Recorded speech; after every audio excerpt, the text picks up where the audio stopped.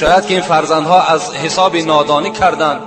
یا شاید فرزندهایی باشند که این چنین خدمت‌های که الحال من ذکر کردم از گذشته ها شاید این خدمت‌ها را نکرده باشند و افسوس بخورند که اگر پدر و مادرمان میشد هر آینه این خدمت‌ها را میکردیم و دعای اونها را میگرفتیم. برای اینها هم وظیفه است. ابولیث سمرقندی میگوید